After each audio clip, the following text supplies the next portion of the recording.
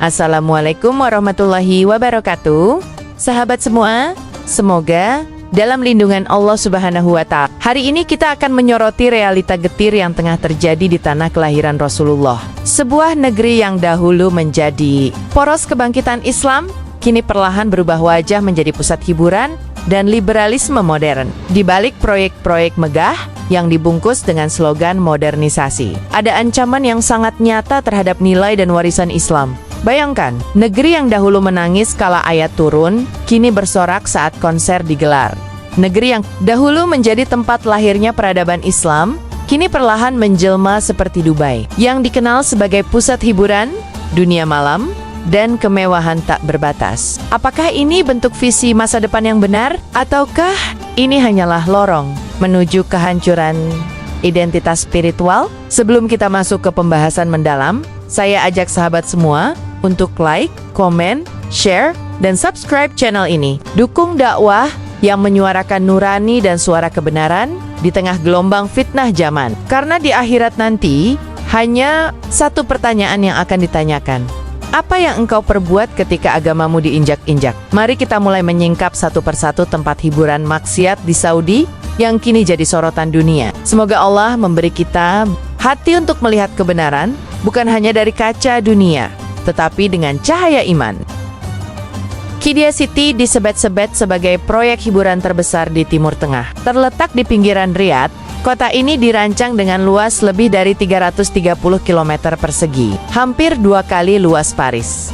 Di dalamnya akan dibangun taman hiburan terbesar dunia, pusat olahraga ekstrem, bioskop, teater, dan zona festival musik. Semua ini disebut sebagai bagian dari Saudi Vision 2030.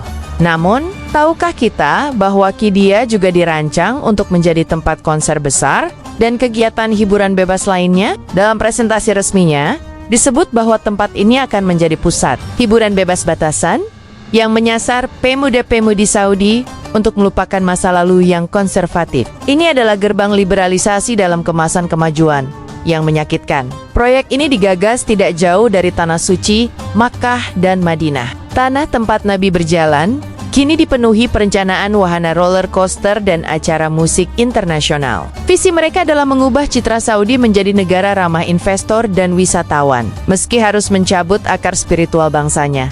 Apakah mungkin Qiddiya dibangun hanya untuk ekonomi semata? Atau ada niat jangka panjang untuk menjauhkan generasi muda dari identitas keislaman mereka? Inilah pertanyaan yang harus kita renungkan. Boulevard Riyadh City merupakan salah satu proyek ambisius lainnya yang menjadi sorotan dunia. Sebuah kawasan megah yang dibangun khusus sebagai pusat hiburan, restoran, panggung konser, bioskop, dan berbagai festival budaya yang terbuka untuk umum tanpa pemisahan gender, tanpa batas aurat, dan tanpa kontrol syar'i yang ketat. Proyek ini disebut sebagai simbol keterbukaan Saudi kepada dunia. Tapi bagi umat Islam yang paham agama, ini bukan keterbukaan. Ini adalah pelepasan jati diri di tempat ini. Musik berkumandang dari pagi hingga malam. Para influencer dari seluruh dunia diundang untuk mencicipi wajah baru Saudi. Mereka menari, tertawa, dan bersuah foto di tempat yang dahulu sangat asing terhadap budaya seperti ini. Jika dulu sholawat menggema di jalanan Riyadh, kini alunan musik EDM menggantikan gema azan. Dan semua ini dibungkus dalam narasi modernisasi. Ironisnya, anak-anak muda Saudi mulai mengidolakan selebritas barat lebih dari mencintai ulama dan sahabat Nabi. Mereka lebih mengenal artis Hollywood ketimbang mengenal Umar bin Khattab atau Sayyidina Ali. Perubahan ini bukan hanya karena waktu, tapi karena arah yang disengaja. Proyek seperti Boulevard ini dibangun dengan penuh strategi untuk memisahkan generasi baru dari akar tauhid mereka. Pertanyaannya, sampai kapan kita akan membiarkan tanah yang pernah menjadi pusat Islam berubah menjadi pusat festival dunia? Apakah kita rela melihat generasi Saudi tumbuh dalam budaya maksiat yang terang-terangan? Jika tak ada yang bersuara hari ini, maka besok bisa jadi semua itu sudah terlambat. Dan sejarah tidak akan pernah memaafkan diamnya kita. Jeddah Waterfront awalnya hanya dirancang sebagai proyek renovasi pinggir laut untuk menarik wisatawan. Tapi dalam beberapa tahun terakhir, wilayah ini berubah drastis. Di tempat ini, pertunjukan musik, pesta pantai, festival budaya barat, dan parade terbuka mulai sering digelar, bahkan beberapa acara secara terang-terangan mengundang DJ internasional dan menampilkan wanita-wanita berpakaian minim di tempat umum. Pantai yang dahulu menjadi tempat keluarga muslim bersantai dengan penuh kesopanan, kini menjadi tempat bebas ala Miami. Pemisahan antara laki-laki dan perempuan nyaris tidak ada. Polisi agama yang dulu menjaga batas syariah, kini justru diminta untuk tak mencampuri urusan acara resmi negara. Semua dilakukan atas nama pariwisata modern. Jeddah bukan kota sembarangan. Disinilah sejarah para sahabat berlabuh saat ekspedisi dakwah. Tapi kini, jejak itu seakan lenyap di bawah tapak kaki penari dan panggung konser yang terang benderang. Sungguh miris melihat tanah yang pernah dilalui pejuang Islam, kini menjadi tempat para hedonis menari dengan angkuhnya. Di mana rasa malu kita sebagai umat Nabi Muhammad? Ada yang mengatakan bahwa proyek ini demi mendongkrak ekonomi. Tapi apakah harus dengan menjual aurat? Apakah negeri yang dijanjikan barakah hanya akan mencari dunia dengan menggadaikan nilai langit?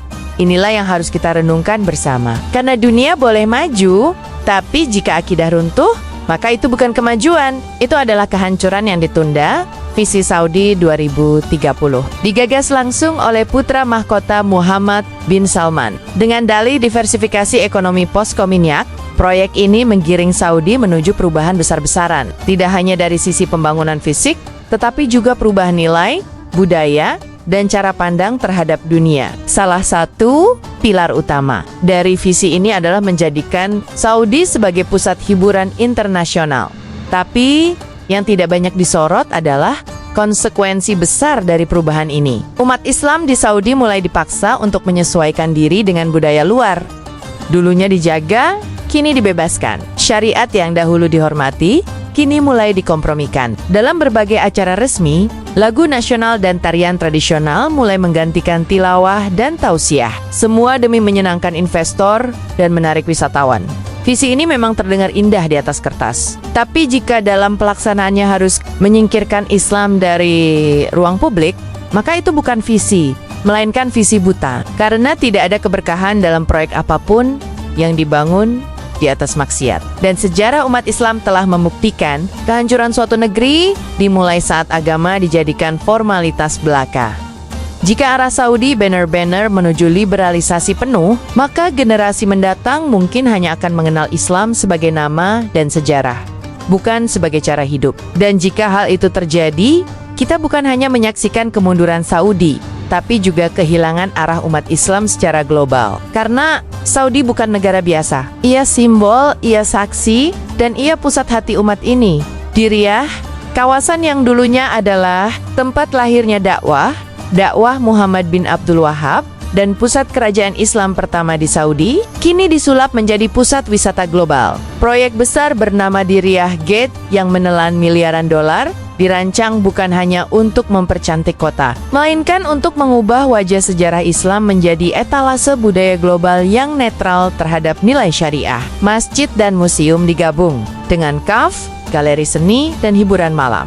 Di satu sisi, pembangunan ini diklaim sebagai pelestarian warisan budaya, tapi bagaimana bisa warisan dakwah Islam dikemas bersandingan dengan konser musik dan pertunjukan tari? Bahkan, pada peresmiannya, suara rebana dan instrumen modern mengalahkan suara azan yang selama ini menjadi nyawa kota itu. Islam ditampilkan hanya sebagai simbol arsitektur, bukan sebagai ruh kehidupan masyarakat. Yang lebih menyakitkan, generasi muda yang diajak berkunjung ke Riyadh kini tidak lagi melihatnya sebagai pusat perjuangan dakwah, tapi sebagai tempat healing, selfie, dan menikmati konser terbuka. Kesan sejarah Islam mulai kabur, ditelan suasana festival yang mendominasi. Sebuah ironi yang seharusnya membuat hati kita bergetar.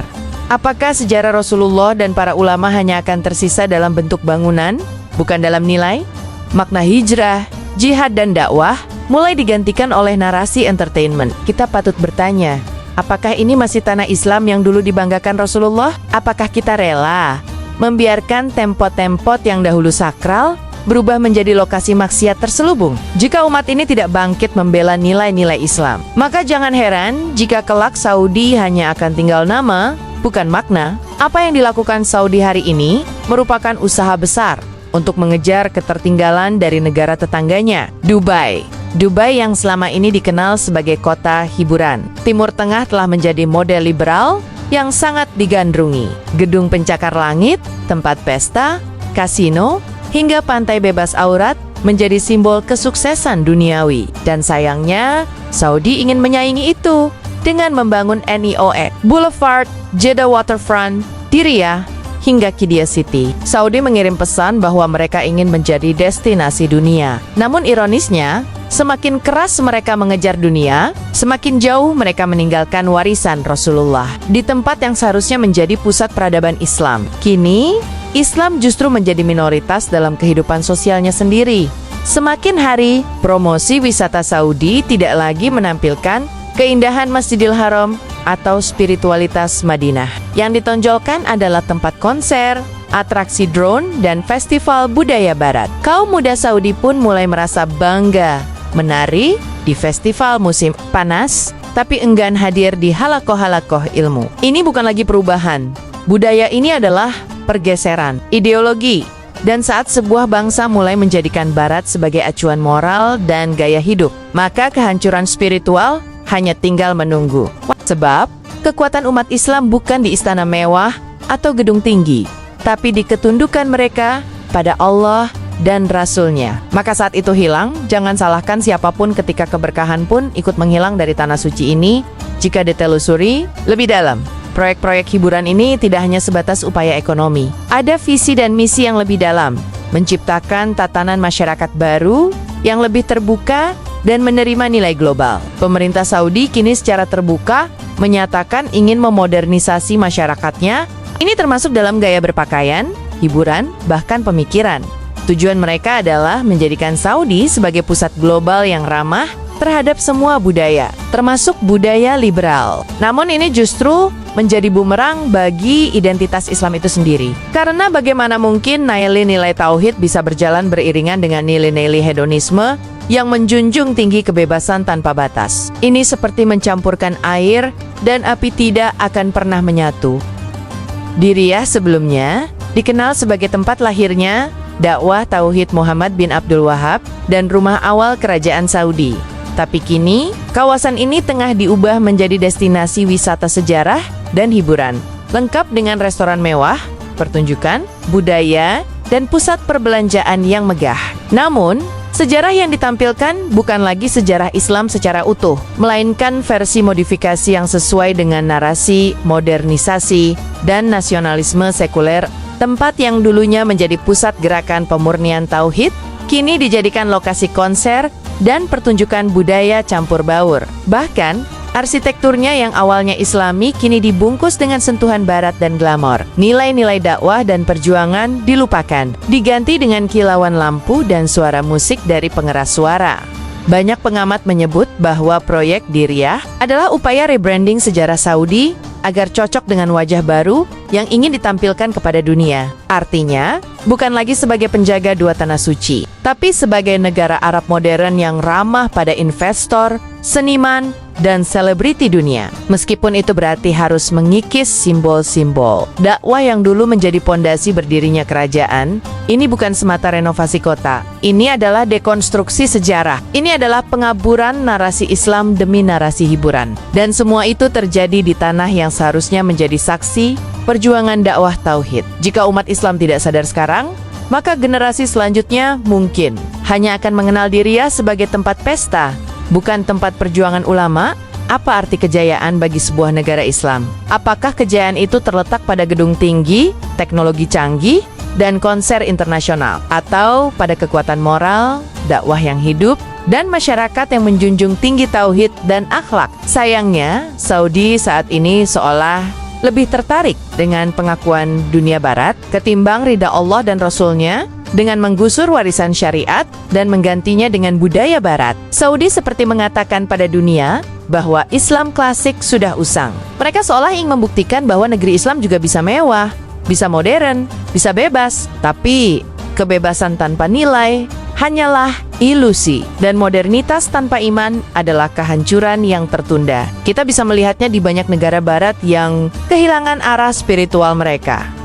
Betapa menyedihkan ketika negeri yang menjadi pusat ibadah jutaan muslim kini berubah menjadi destinasi pesta, ajang unjuk kekuatan ekonomi, dan tempat pelampiasan hasrat dunia. Visi kejayaan yang dibawa bukan berdasarkan Al-Quran dan Sunnah, melainkan indikator kapitalis seperti PDB, investasi asing, dan pariwisata massal. Inilah saatnya kita bertanya, siapa yang sebenarnya menjadi kiblat Saudi hari ini? Terus mengadopsi model Dubai, maka bukan tidak mungkin tanah suci akan kehilangan ruhnya. Ya, Ka'bah tetap berdiri, Masjid Nabawi tetap megah, tapi akankah kesuciannya tetap terjaga jika sekelilingnya dibangun industri hiburan dan maksiat? Inilah tantangan besar yang harus disadari umat Islam di seluruh dunia. Ketika dunia bersuara, justru sebagian ulama di dalam negeri memilih diam atau bahkan mendukung lengka liberal ini. Hanya sedikit yang berani bersuara.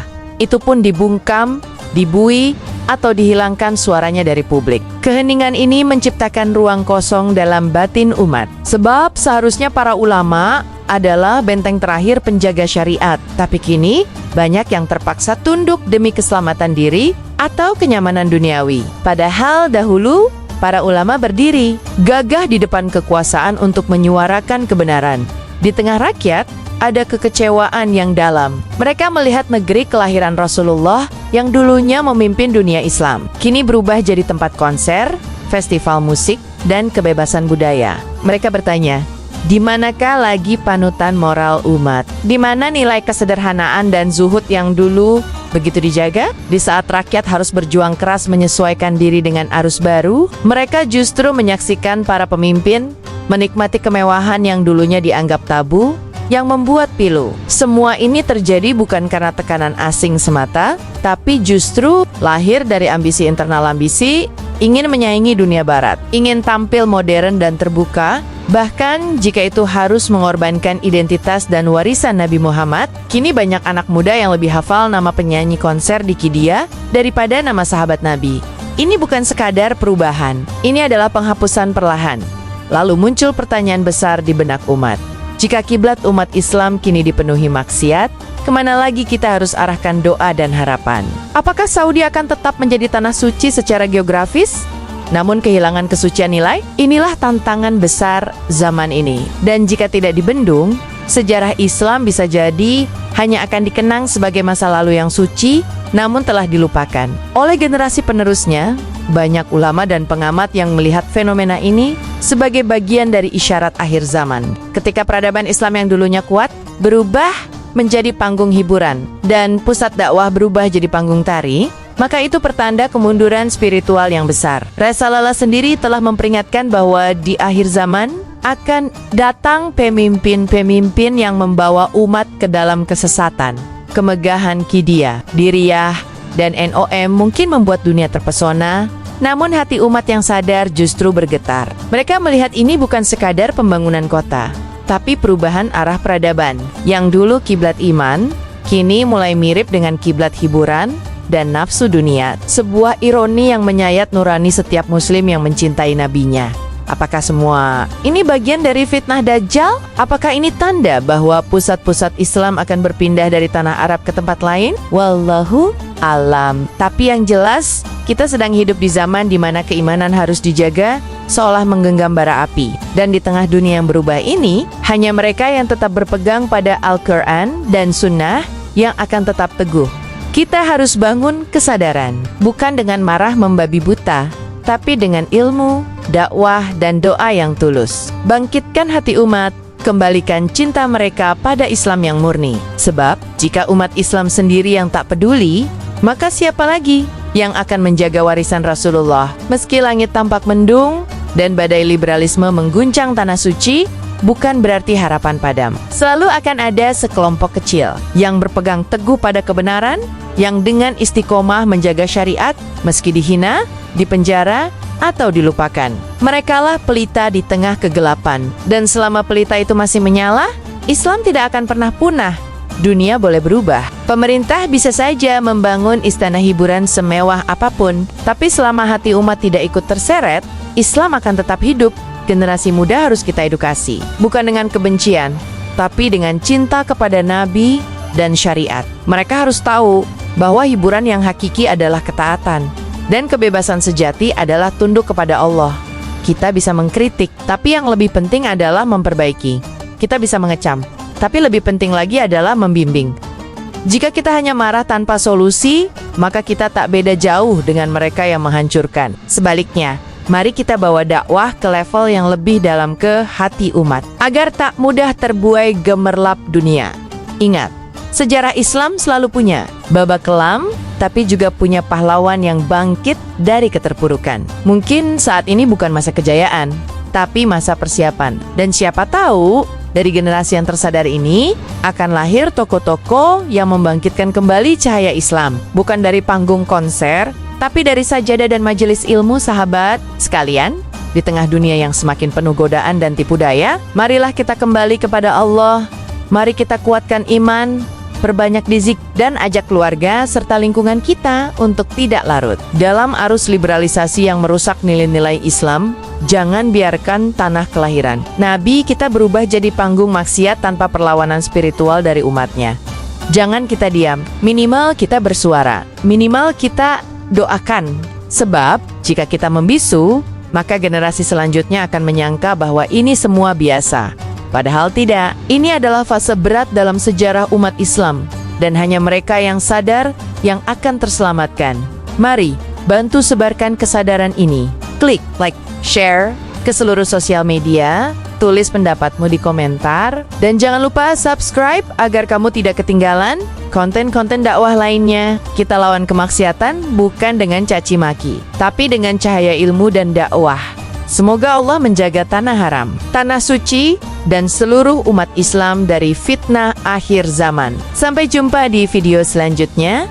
Wassalamualaikum warahmatullahi wabarakatuh.